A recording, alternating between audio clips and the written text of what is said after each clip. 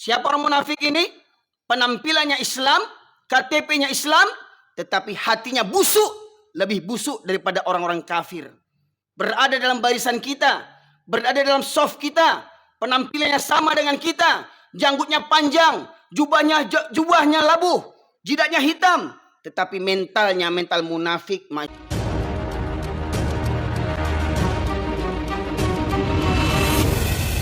Alhamdulillah, nahmaduhu wa nasta'inuhu wa nastaghfiruh wa na'udzu billahi min syururi anfusina wa min sayyiati a'malina.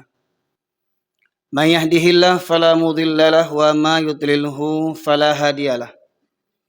Asyhadu an la ilaha illallah wahdahu la syarika lah wa asyhadu anna Muhammadan abduhu wa rasuluhu alladzi la nabiyya ba'dah. Allahumma salli wa sallim ala nabiyyina Muhammad wa ala alihi wa sahbihi ajma'in. Qala Allah Ta'ala fil Qur'anil Karim, a'udzu billahi minasy syaithanir rajim. Ya ayyuhan nasu taqu rabbakumul ladzi khalaqakum min nafsin wahidah wa khalaqa minha zawjaha wa batha minhuma rijalan katsiran wa nisaa'a. Wattaqullaha alladzi tasaaluna bihi wal arham innallaha kana 'alaikum raqiba. Wa qala ya ayyuhalladzina amanu taqullaha haqqa tuqatih wa la tamutunna illa wa antum muslimun. Amma ba'du ma'asyiral muslimin, usikum wa iyaya bitaqwallah faqad fazal muttaqun. Kama qala Allah Ta'ala, inna akramakum indallahi atqakum. Ma'asyiral muslimin, jamaah Jumat rahimakumullah. Bersyukur kita kehadirat Allah Subhanahu wa Ta'ala karena sampai detik ini Allah masih melimpahkan berbagai nikmatnya kepada kita sekalian, terutama nikmat iman dan Islam, nikmat kesehatan dan kesempatan, hingga dari sekian banyak hamba Allah yang mengaku beriman, dari sekian banyak hamba Allah yang mengaku beriman, Allah pilih kita di antara mereka yang meringankan langkah kakinya, menghadirkan ruh dan jasadnya, menyahut seruan Allah Subhanahu wa Ta'ala untuk menghidupkan hati demi meraih kebahagiaan dunia dan di akhirat. Salawat dan salam kita aturkan kepada junjungan kita Nabi besar Muhammad sallallahu alaihi wasallam, yang dengan diutusnya beliau menjadi rahmat bagi seluruh sekalian alam. Masyarakat muslimin, tema khutbah Jumat kita pada kesempatan kali ini membahas seputar wabah virus penyakit al-wahan yang merebak di tengah-tengah kaum muslimin. Dulu beberapa tahun yang lalu kita diguncangkan dengan wabah virus corona, hingga akhirnya masjid-masjid ditutup, bahkan pelaksanaan ibadah haji dan umroh pun ditiadakan. Begitu takutnya manusia menghadapi kematian. Namun anehnya, di masjid orang berjarak bermeter-meter, tetapi di pasar mereka tidak ada batasnya. Masyarakat muslimin rahmati oleh Allah, bagaimanapun kematian akan datang kepada kita, kena corona ataupun tidak. Namun kita melihat ketika corona terjadi, sungguh miris kita melihat orang-orang yang mati dikarenakan, mati dikarenakan, ya. Hingga akhirnya mereka tidak diselenggarakan sebagaimana fardu kifayah yang semestinya. Tidak dapat keluarga melepas kepergian saat sakaratul maut. Tidak dapat keluarga mungkin mencium dengan kasih sayang terakhir kalinya. Tidak dapat keluarga memandikan, mengafankan, menyolatkan, bahkan menguburkan. Itu merupakan suatu kedahsyatan bagi kita. Namun ternyata ada yang lebih dahsyat daripada itu. Dan corona itu tidak seberapa masyarakat muslimin. Kalaupun kita mati mungkin karena corona, tetapi apabila iman ada dalam hati kita, maka tidak perlu kita khawatirkan. Mati karena corona kah? Mati karena hancur ditembak bom kah? Mati berserakan-kah tubuh kita, isi perut kita? Itu tidak akan mengapa bagi orang yang beriman. Itu sangat kecil apabila iman, tauhid masih bersemayam dalam kolbu kita. Karena Rasulullah pernah bersabda, fa innallaha harrama 'alan nar man qala la ilaha illallah yabtaghi bidzalika wajhallah. Sesungguhnya Allah mengharamkan untuk neraka bagi siapa saja yang mengucapkan la ilaha illallah ikhlas dari hatinya, dan dengan ucapan itu dia hanya mengharapkan ridha Allah semata. Bagaimanapun kematiannya, asalkan hakikat la ilaha illallah terpatri dalam jiwanya, maka sungguh Allah haramkan untuknya neraka. Sedetik pun tidak akan dijamah oleh neraka. Pertanyaannya, masyarakat muslimin, adakah kita benar mengucapkan kalimat la ilaha illallah, tidak ada ilah Tuhan selain daripada Allah? Benarkah kita memilih Islam sebagai agama yang terbaik satu-satunya? Innad dina indallahil Islam. Sesungguhnya agama yang diterima oleh Allah hanyalah agama Islam. Benarkah kita mengucapkan ikrar raditu billahi rabba wa bil islami dina wa bi Muhammadin nabiyya wa rasula? Aku redha Allah sebagai Rabbku, Islam sebagai agamaku, Muhammad sebagai nabi dan Rasulullah. Maka daripada itu, masyarakat muslimin, dalam kesempatan kali ini saya sampaikan hadis Rasulullah SAW dari riwayat Thauban radhiyallahu anhu, di mana Rasulullah SAW bersabda, yushikul umamu an tada'a alaikum kama tada'al akalatu ila qas'atiha. Faqala qail wa min qillatin nahnu yawma idzin, qala bal antum katsir walakinnakum gutha'un ka gutha'is sail. Wala yanza'anna Allah min suduri aduikum mahabbata minkum wala yaqdhifanna Allah fi qulubikumul wahan. Faqala qail wa mal wahan ya Rasulullah? Hubbud dunya wa karahiyatul maut. Rawahu Abu Daud wa Imam Ahmad. Dalam riwayat ini Rasulullah bersabda, akan datang suatu zaman nanti kalian umat Islam akan diperebutkan seperti mana orang-orang lapar memperebutkan makanan.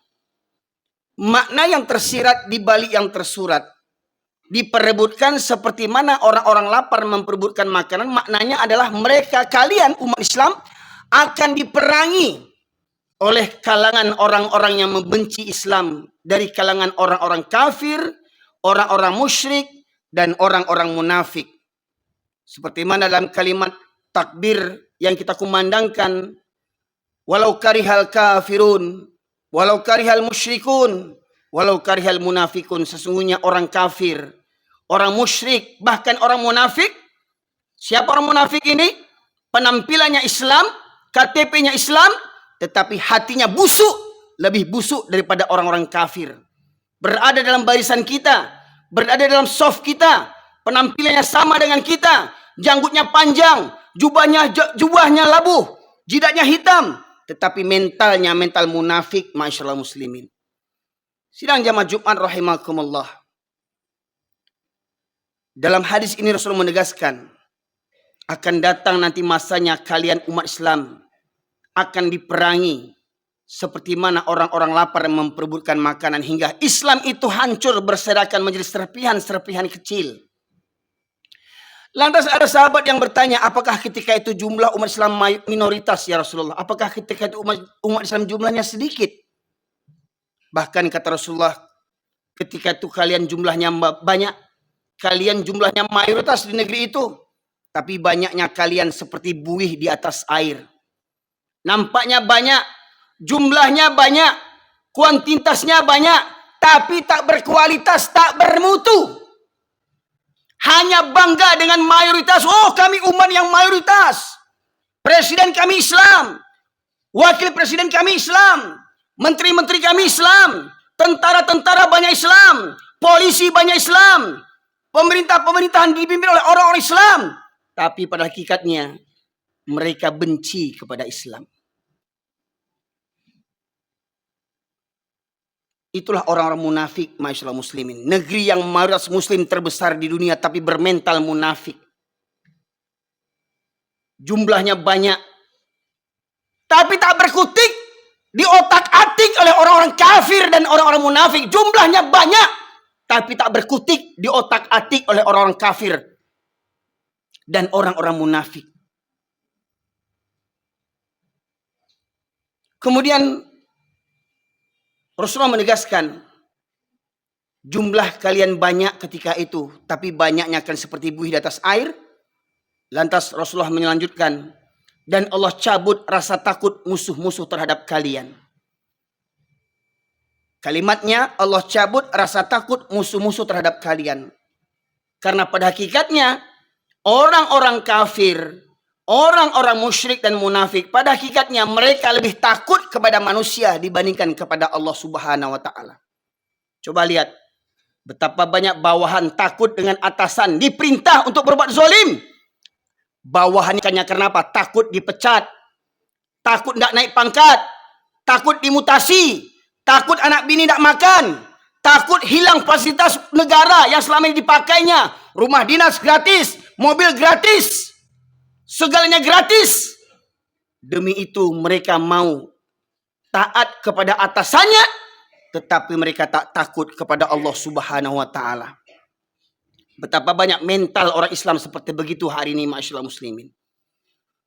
Tak tanggung, penampilan gagah, perkasa, pangkat tinggi, ya. Karena apa? Karena takut dipecat sama atasan, takut tidak makan, takut miskin, takut mati kelaparan, tapi tidak takut kepada Allah Subhanahu wa Ta'ala. Jadi dalam penggalan hadis tadi, Allah cabut rasa takut musuh-musuh terhadap kalian. Jadi maknanya orang kafir yang segelintir itu, orang kafir yang sedikit itu, tidak merasa takut berada di tengah negeri yang penduduknya mayoritas Islam. Karena apa? Karena mayoritas umat Islam di negeri itu adalah orang-orang yang cinta dunia dan takut mati. Demi pangkat dan jabatan, rela memberikan suap kepada rakyat. Demi apa? Tolong coblos saya nanti. Ketika pileg, ketika pilpres, ini dananya sekian, modal pemilu sekian, miliar-miliaran, triliun-triliunan untuk modal pemilu. Demi apa? Menyogok, menyumbat mulut-mulut rakyat. Dan kalaupun mereka terpilih jadi presiden, terpilih jadi menteri, terpilih jadi gubernur, nggak usah kaget, masyarakat muslimin yang dirahmati Allah. Allah menegaskan, falamma nasu ma dzukiru bih fatahna alaihim abwaaba kulli syai' hatta idza farihu bima utu akhadnahum baghtatan wa hum mublisun. Surat Al-An'am ayat 44. Dan ketika seseorang itu mendurhakai ayat-ayat Allah, ketika mereka mendustakan ayat-ayat Allah, tidak takut, tidak tahu mana yang halal, mana yang haram jadi halal, yang halal jadi haram, takut kepada manusia dibandingkan takut kepada Allah. Orang yang begini, kata Allah, maka akan kami bukakan pintu-pintu kesenangan. Jadi nggak usah heran. Kalau ada orang zolim jadi pejabat, orang zolim jadi presiden, orang zolim jadi gubernur, jadi wali kota, jadi tentara, jadi polisi, koruptor, agen narkoba, membunuh nyawa orang tanpa merasa berdosa, tidak perlu takut, masyarakat muslimin. Allah naikkan pangkat.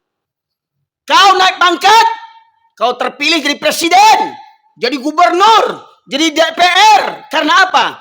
Karena kezolimanmu. Allah berikan semua kesenangan-kesenangan.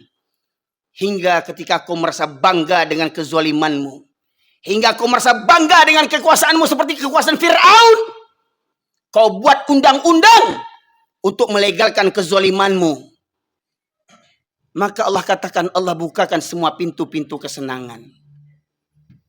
Kau terpilih jadi presiden kesekian kalinya. Kau terpilih jadi anggota dewan. Kau naik pangkat, dapat penghargaan. Tetapi kau fitnah orang-orang Islam. Kau fitnah orang-orang Islam. Kau fitnah para ulama, kau penjarakan para ulama yang jujur. Hingga tinggal ulama-ulama penjilat. Maka ketahuilah, Allah bukakan pintu-pintu kesenangan. Ketika kau berbangga dengan kezolimanmu itu. Ketika kau berbangga dengan jabatan yang kau dapatkan dengan cara yang zolim. Maka kata Allah, maka akan kucabut nikmat itu secara tiba-tiba. Hingga engkau terdiam berputus asa. Pertanyaannya, masihkah orang Islam di negeri yang mayoritas ini beriman kepada Allah Subhanahu wa Ta'ala? Masihkah mereka beriman ada hari perhitungan?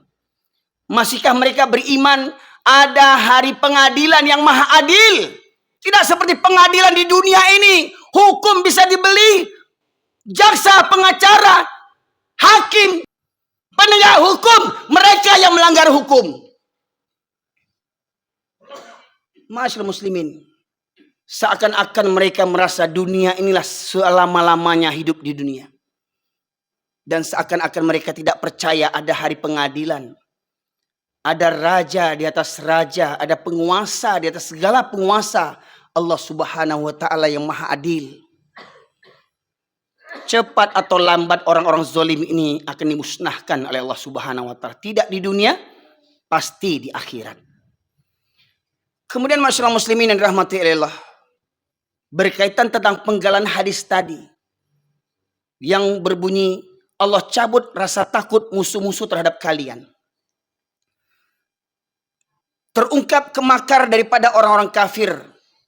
Disampaikan oleh Dr. Jazri, seorang ketua DKM Masjid Jogokarian, yang juga dipetik daripada buku misteri sholat subuh yang ditulis oleh Dr. Ragib Asirjani, seorang ulama dan cendekiawan muslim di Mesir. Terungkap perkataan seorang tokoh Yahudi bernama Goldamir. Apa kata mereka? Apa katanya? Kita orang kafir Yahudi tidak perlu takut kepada umat Islam. Selagi umat Islam masjidnya di waktu subuh tidak seramai seperti waktu sholat Jumat. Selagi masjid-masjid umat Islam di waktu subuh tidak seramai seperti waktu sholat Jumat. Jadi mereka mengukur kekuatan umat Islam itu diukur daripada kekuatan dengan keadaan jamaah sholat subuh. Mereka mengukur kekuatan umat Islam dari kehadiran kaum muslimin waktu sholat subuh. Karena pada hakikatnya mereka pun beriman akan hadis yang disampaikan Rasulullah. Dua sholat yang berat bagi orang munafik adalah sholat isya dan subuh berjamaah. Kalau sholat Jumat laki-laki bisa hadir. Penjudi datang hari ini.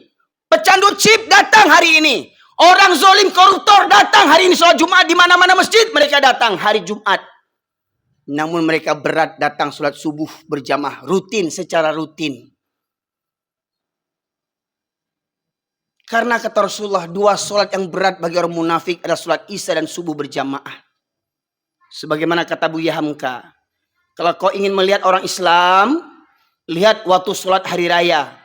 Laki-laki perempuan pendosa keluar semuanya. Kalau kau ingin melihat laki-laki muslim, lihat hari Jumat. Maka datang, yang sholat seminggu sekali datang ke masjid. Ya, yang masih ngobrol di luar, merokok, main handphone, duduk di parkiran, otak tak punya. Islam 7 keturunan tak mengerti juga lagi, masuk kau ke masjid. Karena ketika khotib sudah naik mimbar, malaikat yang menjaga pintu masjid mencatat para yang hadir. Malaikat menutup bukunya dan duduk mendengarkan khutbah. Ini masih banyak di masjid-masjid kita saksikan. Sambil merokok, duduk di parkiran, main handphone. Orang khutbah sudah dijalankan. Pertanyaannya, lah baru lama masuk Islam. Batosat karihna kaji. Lunak kaji itu untuk orang yang baru masuk Islam. Ya, belunak-lunak kaji. Ini udah Islam 7 keturunan, tak mengerti juga lagi. Di mana otakmu? Maka kata Allah, afala ta'kilun? Afala tafakkarun? Apakah kamu tidak menggunakan akalmu? Apakah kamu tidak berpikir? Suka berlambat-lambat datang ke masjid hari Jumat.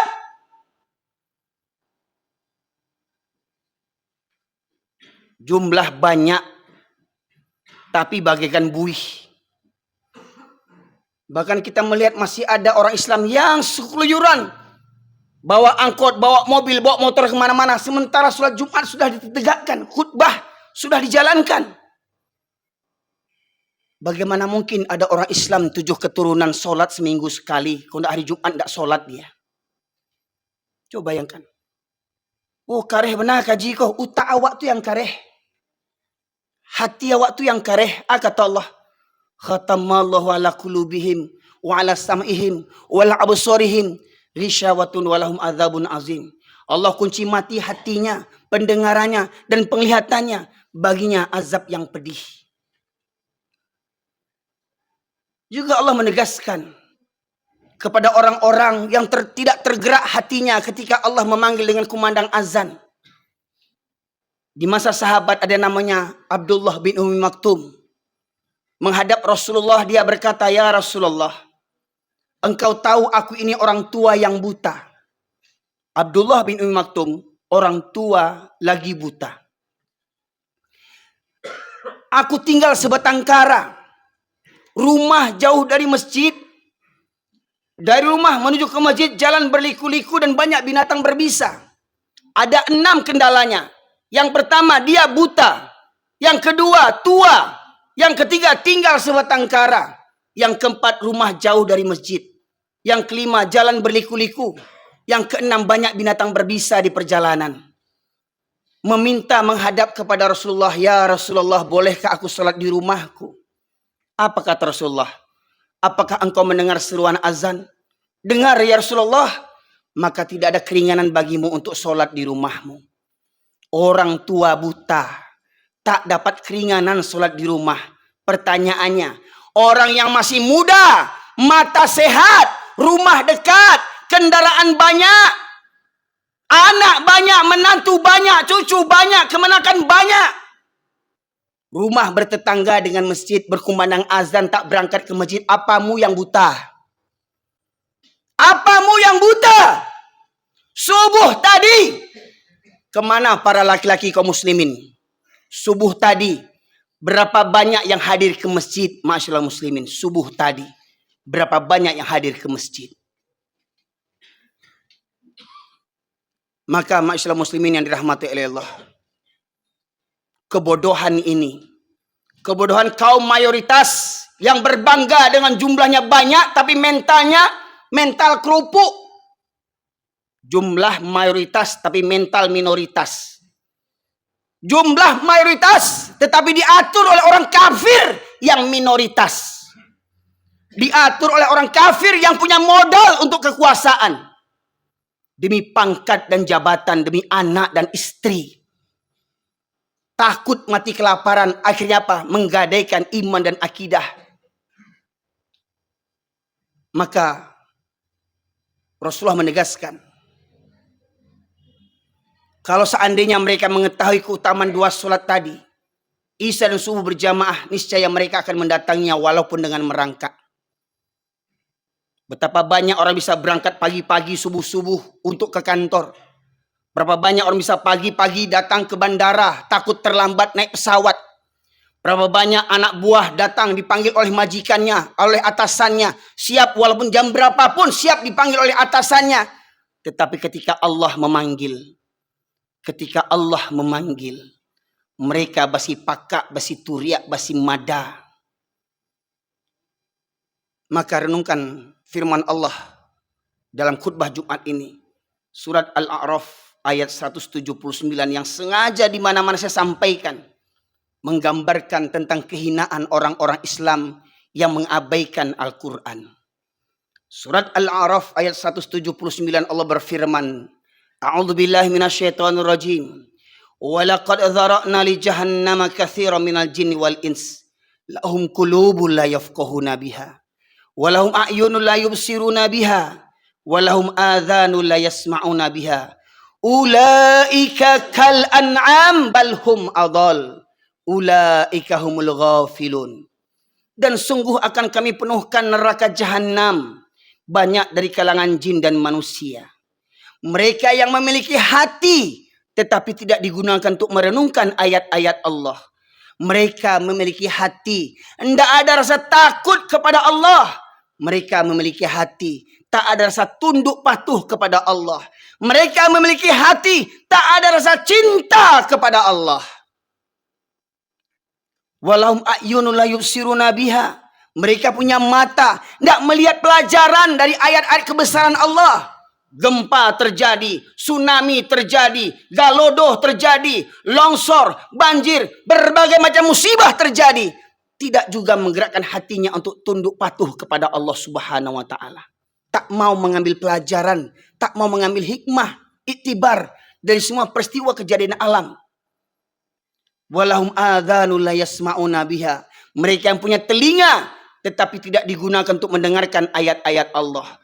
Ada yang datang hari Jumat, tetapi hatinya entah di mana-mana. Ada yang datang mendengarkan khutbah, tapi dia sibuk ngobrol di mana-mana. Ada yang tiduran, ada yang ngantuan, cuman pindah tidur, cari tempat yang bisa bersandar, tempat yang nyaman, cuman pindah tidur. Bangun-bangun orang sudah sholat. Ada yang punya telinga, masuk telinga kanan, keluar lagi dari kanan, tak tembus ke telinga kirinya. Tak berfungsi, tak bermanfaat kajian yang keras seperti begini. Karena apa? Karena hatinya lebih keras daripada kajian yang disampaikan, masyaallah muslimin. Saya ambil kesimpulan tadi. Punya hati, tidak ada takut kepada Allah. Punya mata, tak melihat bagaimana kemurkaan Allah. Punya telinga, tak bergeming hatinya ketika dipanggil Allah. Apa kata Allah di ujung ayat? Ulaika kal an'am. Mereka seperti binatang ternak, bahkan lebih sesat, lebih hina daripada binatang lagi. Pertanyaannya, yang rumahnya bertetangga dengan masjid, tidak berangkat ke masjid, manusia apa binatang? Orang yang kerja di masjid, contoh simpel mohon maaf, kuli bangunan, dapat proyek renovasi masjid, masuk waktu sholat, apa kata mandornya kepada anak buah? Hei, berhenti kalian kerja, jangan ribut, orang sholat. Orang pada sholat, kuli-kuli bangunan itu tak sholat. Pertanyaannya, kenapa? Karena kuli bangun itu bukan orang, dia kerja di masjid, tak tergerak juga hatinya untuk sholat, masyaallah muslimin. Bayangkan, tinggal berwudu masuk, sementara orang jauh-jauh datang ke masjid, orang sedang sibuk-sibuk datang ke masjid. Ini di masjid kerjanya, di masjid tetangganya, rumahnya berdekatan dengan masjid, berkumandang azan 5 waktu, tak berangkat ke masjid. Tapi kurang ajarnya, sekali ke masjid di depan imam tegaknya, sekali ke masjid di depan imam berbaringnya. Betapa kurang ajarnya, semasa hidup malas ke masjid. Sekali ke masjid berbaring di depan imam, tak ada adabnya. Itu manusia yang malas sholat, masyaallah muslimin. Maka orang yang tak peduli dengan keutamaan sholat berjamaah, orang yang tak tergerak hatinya dipanggil untuk sholat berjamaah 5 waktu. Ingat, bukan kata saya, firman Allah surat Al-A'raf 179. Mereka seperti binatang, bahkan lebih sesat, lebih hina daripada binatang lagi. Fa'tabiru ya ulil albab la'allakum turhamun. Allahumma salli wa sallim wa zid wa an'im wa tafaddal wa barik bijalalika wa kamalika ala zainil ubbalik Abi Qasim Sayyidina wa maulana Muhammad salli wa sallim wa radiyallahu tabaraka wa ta'ala an kulli sahabati rasulillahi alaihim ajma'in.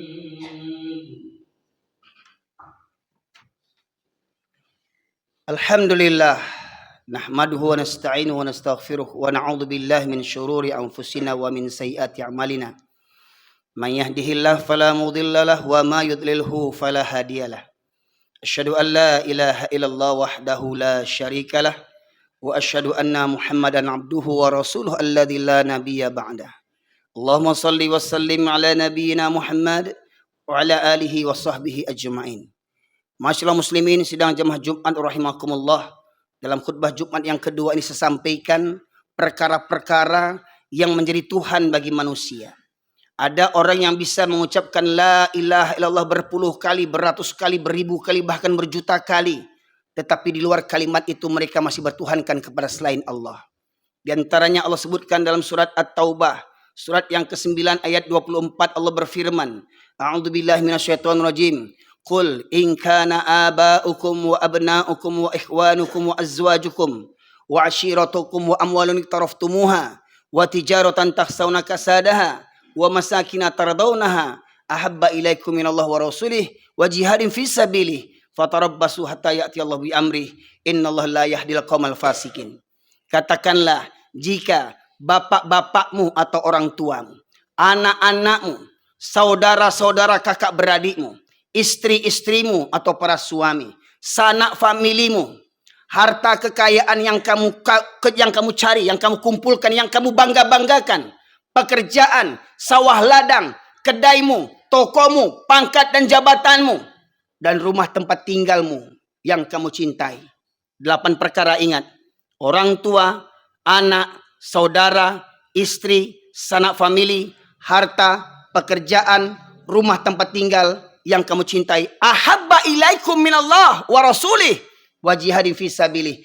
Apabila lebih engkau cintai daripada Allah dan Rasul dan berjihad di jalannya, maka 8 perkara tadi telah menjadi Tuhan selain daripada Allah Subhanahu wa taala. Pertanyaannya, apa yang menghalangi seorang laki-laki yang mengaku beriman, Islam 7 keturunan, KTP-nya Islam, tapi malas sholat berjamaah? Apa alasannya? Tak ada alasan kecuali 8 perkara tadi ini. Bahkan ada yang rajin sholat, tapi lebih senang sholat di rumah. Maka mereka bertuhankan kepada rumahnya, bangga dengan rumah yang dibangunnya, tetapi mereka tidak memuliakan rumah-rumah Allah Subhanahu wa taala. 8 perkara boleh dicintai, tetapi jangan melebihi cinta kita kepada Allah dan Rasulnya serta berjihad di jalannya. Innallaha malaikatahu yusholluna 'alan nabi ya ayyuhalladzina amanu shallu wa sallimu taslima.